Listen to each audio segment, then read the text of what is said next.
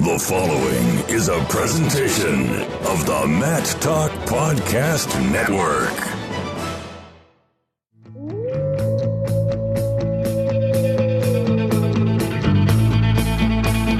The mind of Pat Popolizio is a wondrous thing.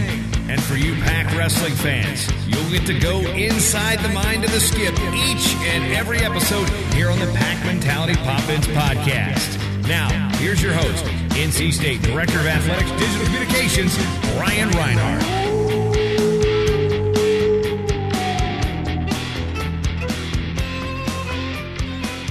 5 straight weekends of ACC duels start this weekend for the number 8 NC State wrestling team. We talked that and much more in this brand new episode of the Pac Mentality Pop-Ins podcast. I continue to serve as the host, NC State Director of Athletics Digital Communications, Brian Reinhardt. And joining me to talk all things NC State wrestling and more is the head coach of the Wolfpack, Pat Popolizio. Good afternoon, Brian. Pat, I know it's a very busy time here in the wrestling schedule. You continue to make me work 7 days a week without rest for many weeks, but getting outside of college wrestling a little bit, are you an NFL guy? No. Well, how's that for you? I had about 4 questions to ask. I know you did. No, I don't mind watching a little bit here and there. Who's your team? Yeah, come on. I'm a New Yorker. I'm a Giants guy. Grew up the Big Blue Wrecking Crew. That's my team. But I have recently switched over to the Bills because he's a wrestling fan and he gives us some gear. Brad's got a good hookup, so we trade gear, wrestling gear for Bills gear. So by default, I like the Bills too. I don't think I've gotten either, but that's cool. Extra large, you're going to have to hit the weights a little bit. A lot of controversy this past weekend with 2 conference championship games, fans and media all over the officials. But then again, what sport is not happy with the officials? How would you classify the state of officiating in college wrestling? Many keyboard warriors seem to offer their opinions every week. Well, pretty simple. Just score more points than your opponent and you don't have to worry about the ref, right? You're not arguing this year. You have yet to argue. There's so many things hard to argue. You're not going to get in these battles on hands to the face, stall calls. It's just like there's no point in arguing anymore. We got to take that out of the hands of the ref. We got to make it simple. Freestyle. You push a guy out of bounds, it's a point. Let's get rid of that stall call and you push a guy out of bounds, it's a point. Were you not holding up that foam stall call thing during the match? I thought that was you over there. Yeah, I have them in the room now, so if guys are doing it in the room, I can throw it at them. And since I know I'm going to forget, what's your Super Bowl prediction? I actually like the way the Rams have come out of nowhere. Their coach, he's young. I like his style, so it'd be nice to see the Rams upset the Patriots. I don't even know who's favored, but you also got one of the best quarterbacks ever playing, so he's a gamer. That'd be a good one. Yeah, it's definitely. And good coach and 2 good coaches going at it. Coaching could be overrated sometimes. I agree. Leave it up to the guys. Any kind of Super Bowl food you enjoy, or do you go straight greens? No, we'll get some chicken wings in there. Okay. They got to be grilled though. Anytime we go out to eat, you got to get the grilled chicken wings. Sauce, dry rub? No, a little barbecue. I'll figure it out. We'll still eat healthy, but we'll get some good Super Bowl food in. Back to action on the mat. NC State is concluding a 4-match homestand this weekend and starting ACC action. But last weekend, you guys down Drexel 25-16 in Reynolds. Another duel without 3 top 12 guys, but another duel win with multiple bonus points, including a pin by Malik McDonald, which might be a hint to who's the guest on this podcast. But going back to the win over the Dragons, how was the performance overall? It was solid. I like the fact that we have to step up right now, and we know, there's a chance we're going to give up some points at some weight. So it requires other guys to go out and chase bonus points. And that ultimately is what I want out of our guys at the end of the year. So it's forcing them to go out and to do it now in some of these matches where maybe, we're in a position where we know we're going to get a win. But now we have to go out and get bonus point wins. And so it's making these guys be more aggressive. So I like that part of where we're at. And I like the fact we get some new guys in the lineup stepping up, going out there and competing. And some guys know they got to do a better job of competing for us. If they're going to put our singlet on, they got to have that pride. And that's something we're working on talking about. One guy I wanted to talk about has to be wrestling on a level now that's very key for your lineup. Redshirt sophomore Hayden Hiley Started the season 5-2 with a couple top 10 losses, but since that time, he's won his last 8 matches, 6 by bonus points, and has outscored those foes 101-26. And that includes a pin against West Virginia. Hayden seems to be hitting his groove now, and you're getting a lot of team points at 157. Yeah, he's back to wrestling his style and with confidence, aggressive, and we knew that was going to come. I think the break over the winter was good for him. Took a little time, regroup, and it's a long season. So he's one of those guys. The loss isn't going to define his season. We went through it with some other guys that had last year. You look at Machiavello's season. He took a couple losses and found his way to where he wanted to be, and we expect the same out of Hayden. And overall as a team, since that loss at Ohio State, NC State has racked up 13 bonus point wins and then 19 individual victories over the last 3 duels. You kind of answered this question already, so you're taking my thunder again. I'll answer it again. Any new emphasis on getting bonus points, or is this just the time of year where training and practice are really paying off? It's a combination of both. We work technique a lot in the beginning of the year, and then we focus the second part on a lot of drilling and mentality in our matches. So I think you're seeing a little bit more of that as we close out the season. We focus a little bit more on that match strategy and what we're looking for, so we can score as many points as we can in the NCAA tournament, and that's really what you're starting to see. I mean, we still got a lot of work to do, and we know we got a lot of time, but we're starting to really focus in on those little things. And speaking of training, you're always talking about the training cycles that the guys are in during different parts of the season. But starting this weekend, you guys have one ACC duel every weekend heading up to the ACC championships. Is this a training routine you guys are comfortable in to get ready for the postseason? Yeah, it's time to, this is the time of the year where you start really getting focused, really disciplined, and you got to make sure you're sharp. When you compete, you want to make sure you're sharp, and that's kind of where we're at. I think we've trained pretty hard through a lot of competitions, and obviously we're going to continue to train hard. But I think this is where the workouts start to get a little shorter. It's a little more individualized, and it's a little more focused to the 10 starters. As beginning of the year, middle of the year, we're focused on our team. Now it's time to really zone in on 10 guys. And as we've mentioned, NC State will open its ACC slate with Duke this Friday night at 7 p.m. back inside Reynolds Coliseum. Fans, let's pack it red and buy those tickets at gopack.com/buy tickets. And you can also purchase tickets the day of the duel at the ticket office in front of Reynolds. And Pat, I put together a little piece on GoPack pumping up this duel and crunch some numbers. Impressive stat here.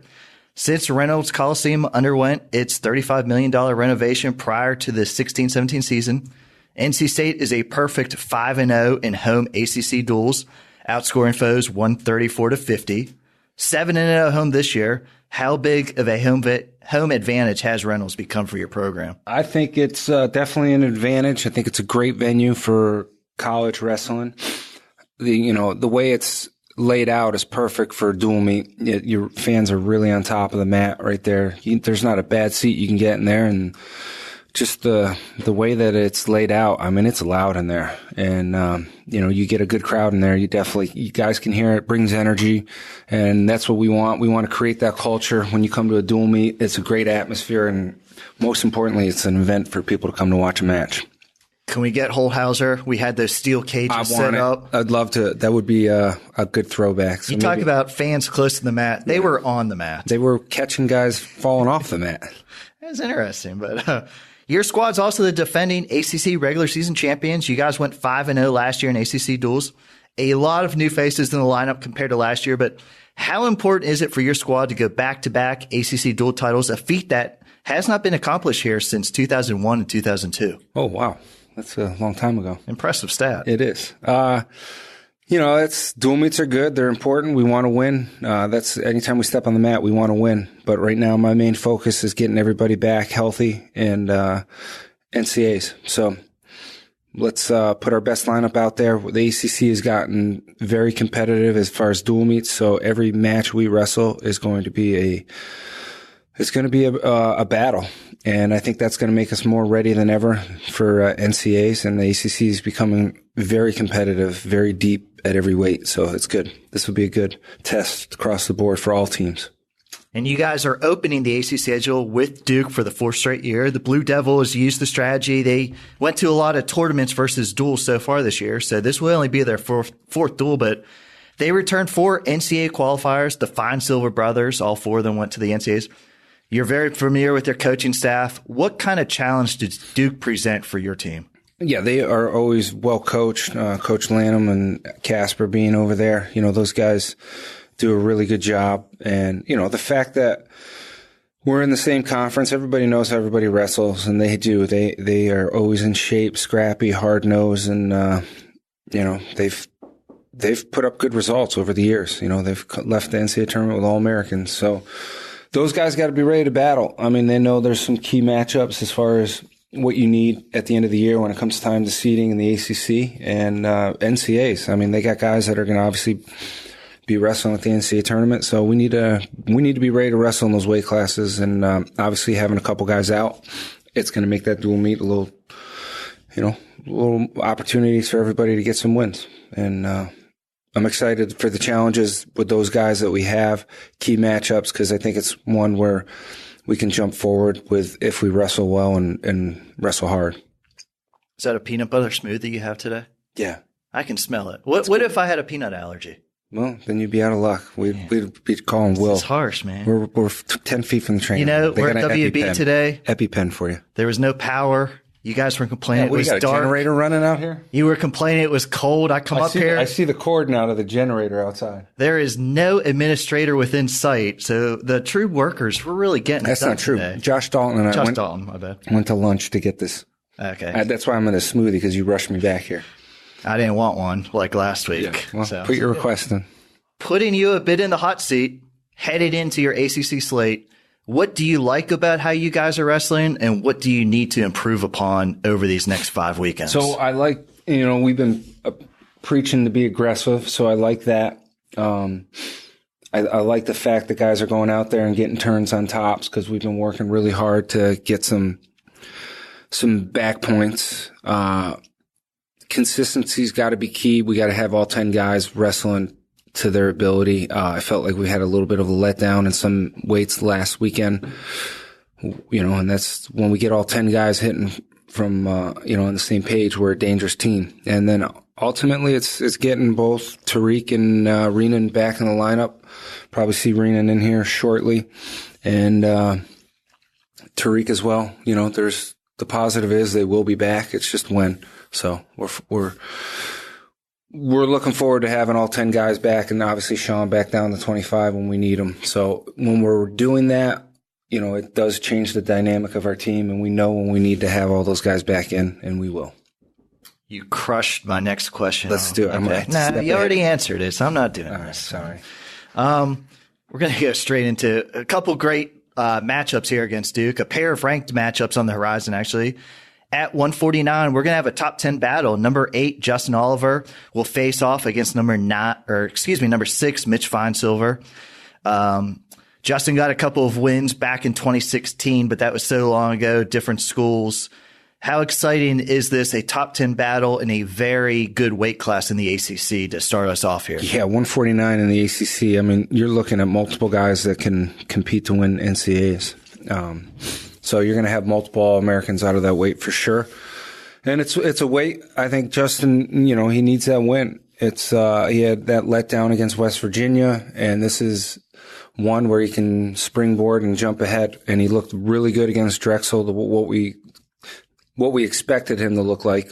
He wrestled that and, gave up that first takedown and then really changed the momentum in that match. And this is a match, we know what we need to do. We've seen him wrestle enough being in conference, and I'm sure they have a game plan too, and that's what makes wrestling fun. So I know a hard pace, and I think you're going to see a lot of points thrown on the board, but that's going to be a very entertaining match for sure. Both guys are great competitors.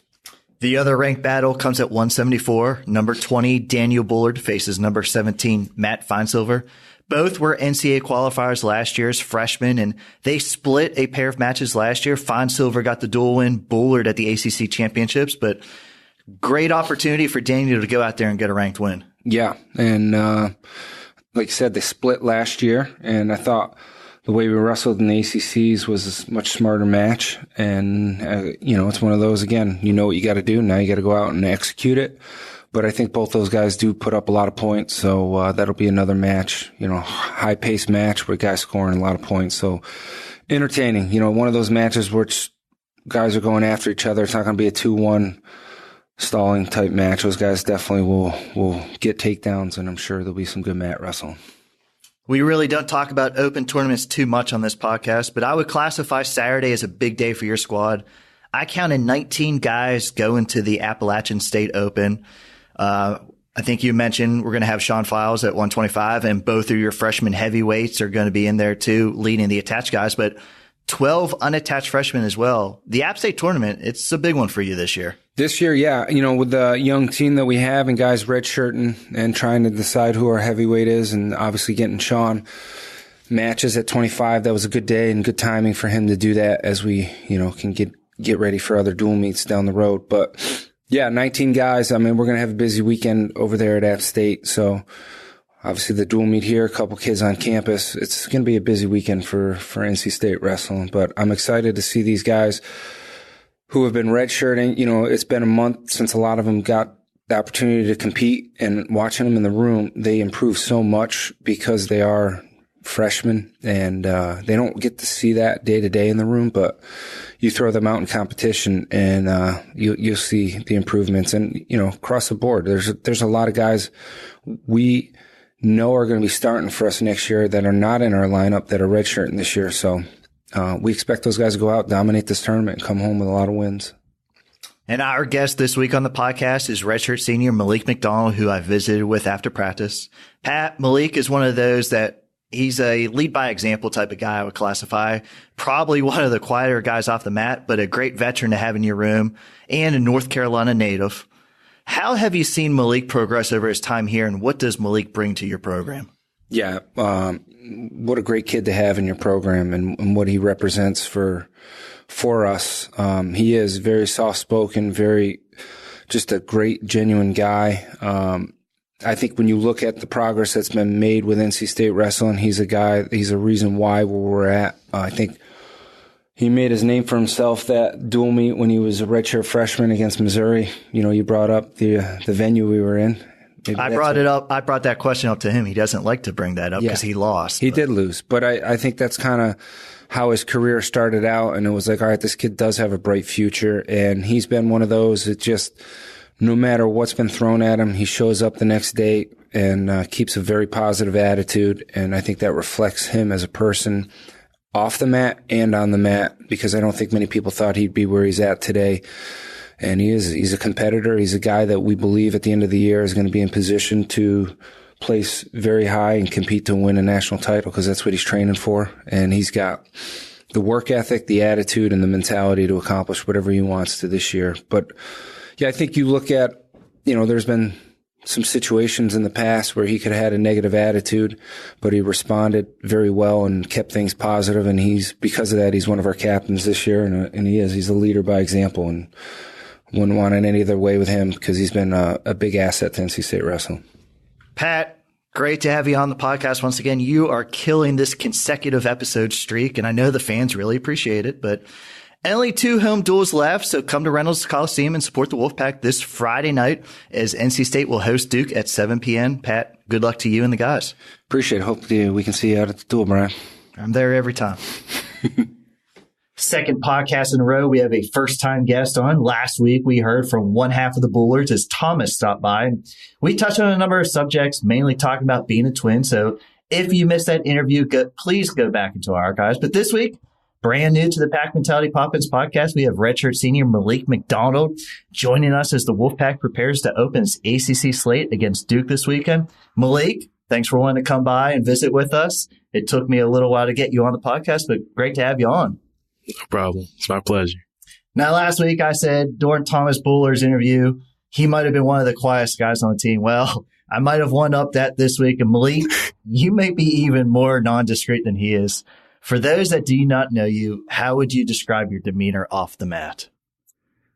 The way I describe myself is very simple. Like, just spend time with friends. Just simple life, not much going on. You're kind of quiet. Would you say you're a quiet person? Yeah, for the most part. Okay. Well, we're going to break you out of that shell on this podcast, but this is your senior season. You're back at 197 pounds and ranked in various polls here late in January. You came to NC State all the way back in 2014. Does it seem like a long time ago that you've been in the program, or has time kind of flown by here? I'll say it's gone by pretty fast. I mean, that's kind of how it usually goes with people. I mean, as you're going through the process, it does seem long at times, but I'm at my end point now, so it's good to be here. What's the difference between redshirt senior Malik and true freshman Malik? I'll say more discipline throughout everything. Does that come mainly from school and the program you're in and all that? Or wrestling too adds to that? So discipline with school and wrestling, diet, like freshman year, Malik definitely diet-wise wasn't as good as now. But I made the adjustments now, and it's much better. I joked with you, and it has messed me up many times. Are you trying to get down to 184, or are you at 197? I'm not going 184. That's not happening. Greenan said he would look forward to that wrestle-off. We were supposed to meet up at heavyweight. Okay. But you're from Hope Mills, North Carolina. You went to Southview High School. Tell us where Hope Mills is and describe your hometown for us. Hope Mills is right outside of Fayetteville, North Carolina, and the way I would describe it is mostly suburbs, and it's fairly country. Okay. So you grew up relatively close to Raleigh and NC State. I know there was a coaching change while you were in high school up here, but how much did you follow the Wolfpack wrestling program while in high school?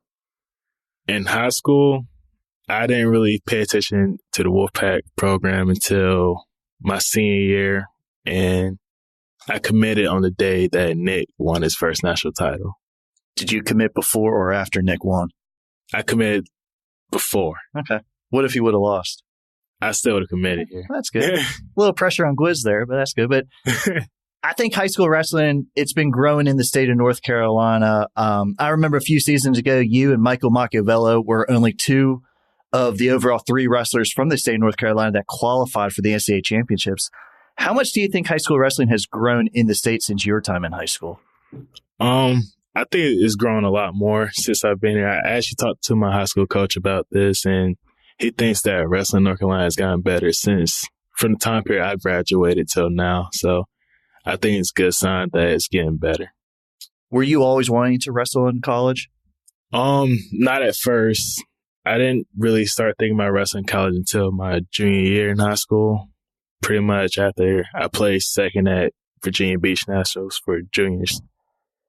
But I was going to say, you redshirted your first season on campus, and my first memory of you competing came in a duel against Missouri. It was your redshirt freshman season. Reynolds was under construction, so the pack was over in the fairgrounds, but it was against Missouri. You got inserted into the lineup and faced off against the eventual national champion and this past summer, the world champion, Jaden Cox, when he was number one. Now, you didn't get the win that day, but you kept the score within a decision and allowed Gwiz to clinch the duel with the team tech. What do you remember from that bout of yours? Was that something that stood out during your time here at NC State?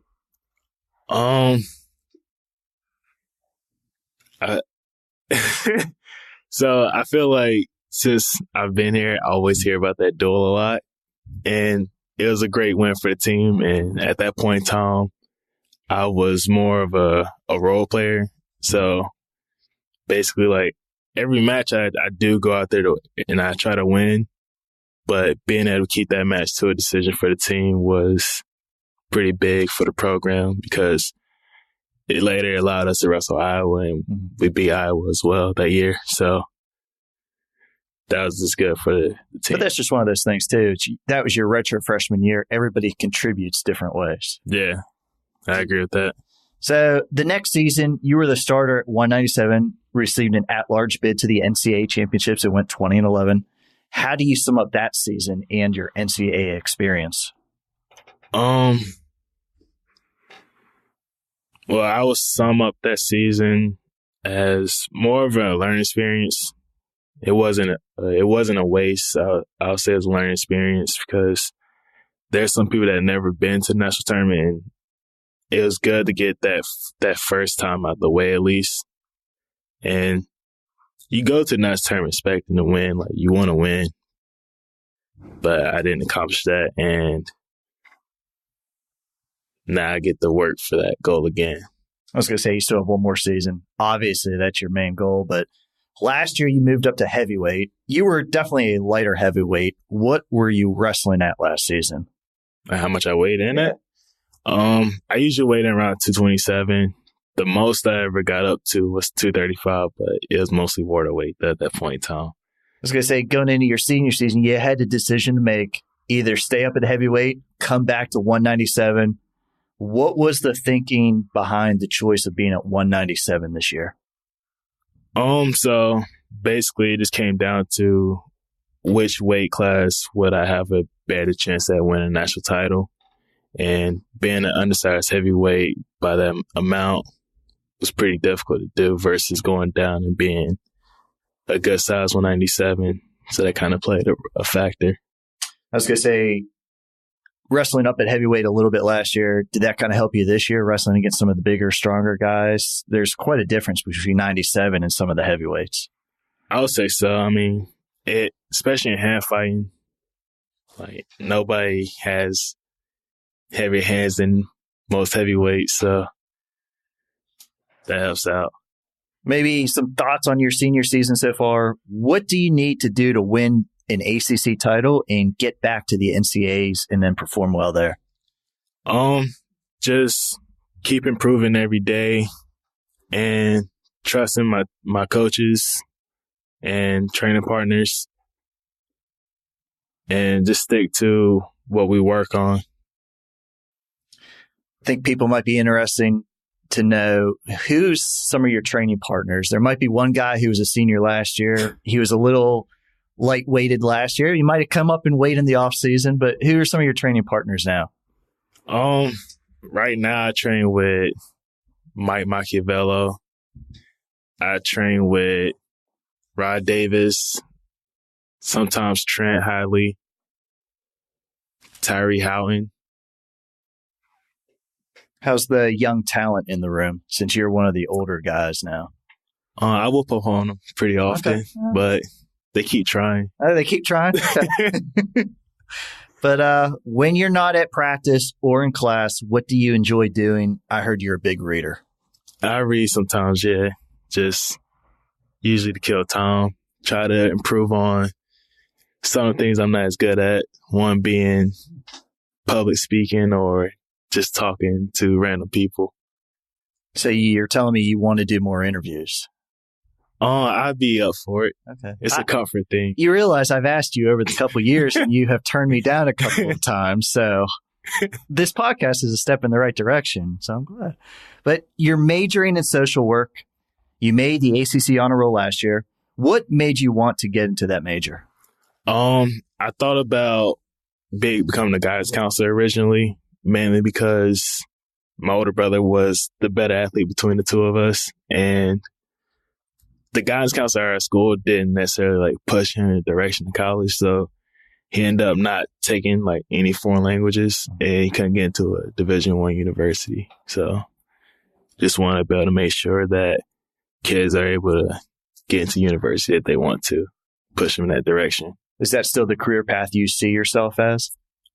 Right now, I'm not looking to do that, but mainly because I'm pushing off grad school. You don't want to go to grad school? Not immediately. No. Not immediately? Okay. Well, again, Wolfpack fans, NC State's in home action this weekend as the Pack opens up its ACC portion of the schedule with Duke on Friday night at 7 p.m. in Reynolds. Malik, what do you have to do to win that bout and get the team points at 197? Stick to what we're working on daily and don't lose any focus. As a North Carolina native, do you get more excited for ACC duels against teams like Duke and North Carolina? Not really. I just like wrestling at home duel meets. That's fun. That was fun. I like the crowd. During duels, I'm a little busy typing, getting results. How was the celebration after the pin in your last duel? Was there one? Nah, not really. Yeah. I was going to say, I see you might raise your hand, but I don't see you as celebrating too much. Yeah, nothing extravagant, no. But did the pin give you some confidence moving forward? Yeah, it was good to get pins. I usually don't get pins, so. The goal is to get more pins, though, right? Yeah, you always try to work for them. Okay. That's 16 points. That's a lot. Yeah, no. Malik, it was great to visit with you. Good luck the rest of the season here. Thank you. I want to thank everybody for listening today. This is your Pack Mentality Pop-Ins podcast covering all things NC State wrestling. Until next time, Wolfpack wrestling fans, go Pack. The